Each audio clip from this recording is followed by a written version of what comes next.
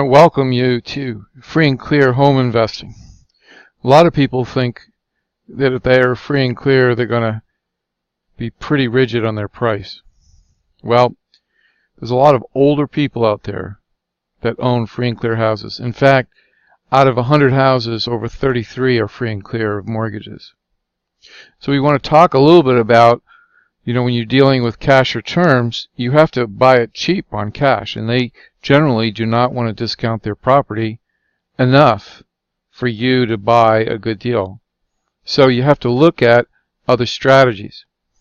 So we're going to talk about straight owner financing. We're going to talk about money now and money later. We're going to talk about seller refinance and then doing a lease option. And then we're going to look at a straight sandwich lease option to gather a profit with the spread of rent and the spread when they buy and the down payment on the option money. And then we're going to take a look at short-term owner carry and then refinance the cash out. But first we're going to talk about older people's fears. I was a financial planner, and there's a lot of people out there that are older and they're scared and they're worried. So let's just talk a little bit about what are their biggest fears. One is security. No matter what your real estate offer to the seller is, you're going to need to address their need to feel safe with the choice of selling to you the property on terms. And if, for example, you're negotiating a cash price with the seller, stress how this represents the safest path for them, since they are getting cash at closing and not taking back any risky financing. If you are negotiating for them to carry back the financing, stress your history of on-time payments to the other sellers of yours who have sold you their houses.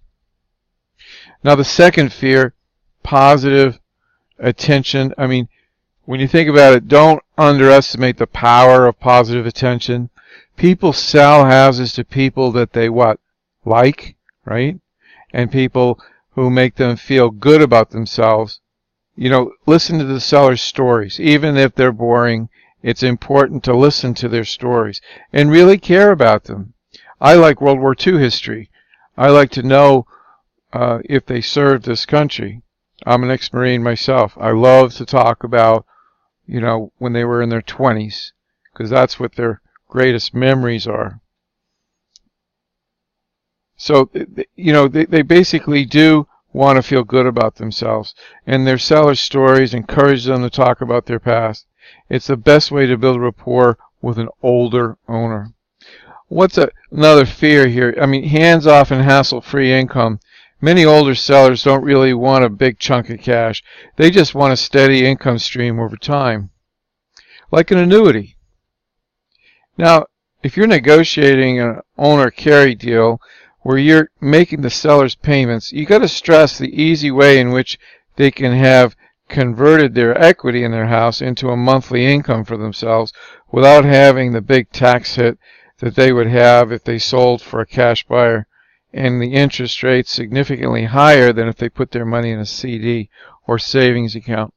And that's what I do. I take a yellow pad and I show them that if they got interest on a CD rate, what would that rate be? And then if they got interest from me, what would that rate be? Now their biggest fears and how to put them to rest. All these types of sellers' biggest fears really is the flip side of their desires, right? And the flip side to security is the fear of making a mistake and getting ripped off, of course. Ultimately, this fear is of growing old without having the means to support themselves, running out of money. And the reverse of positive regard is the fear of loneliness and of having no one to accept and love them as they age. The reverse of wanting a hassle-free income is the fear of having to deal with a big mess if you don't pay them. And when you understand these concerns, you can specifically address them to the seller. One of the things I address to the seller is safety with me, because if I don't pay them, then they're going to get the house back. We're going to have we're going to have a quitclaim deed in escrow for them in case we default on our obligation. And that reassures them. And we will tell them, says, look, you don't even have to worry about listing it. We'll just get it listed and sold if that's what you want to do. Okay? So, we got to understand what their fears are. If you understand their fears, just deal honest with them and be upfront about their major concerns. The bottom line is that most older sellers want a clean break from the property. Whatever you offer them should emphasize that they are now done with the property, and you'll handle all the details to make this as simple and easy as possible. Now I want to talk about these 5 strategies here. Okay? I'm going to talk about the 5 strategies. There's just a few ways that you can get things done. And we're going to go over them. This straight owner financing, this is the most traditional way of approaching the owner of a free and clear property. Using this technique, you're going to simply give the seller a small down payment, usually less than 10%, and the seller finances the properties carrying back the first mortgage on a free and clear house. And so if you had a $300,000 house and you gave the seller $30,000 down, seller carries back the balance, or the other $270,000. Now, I really like this second one, money now, money later. Let's think about it. If you use this technique to bring in new first mortgage of, let's say, 50% or less of the purchase price, and the owner carries back the balance of the purchase price as a second mortgage, the best part about this is it gets cash into the seller's hand and still gets you in with no money down. All right?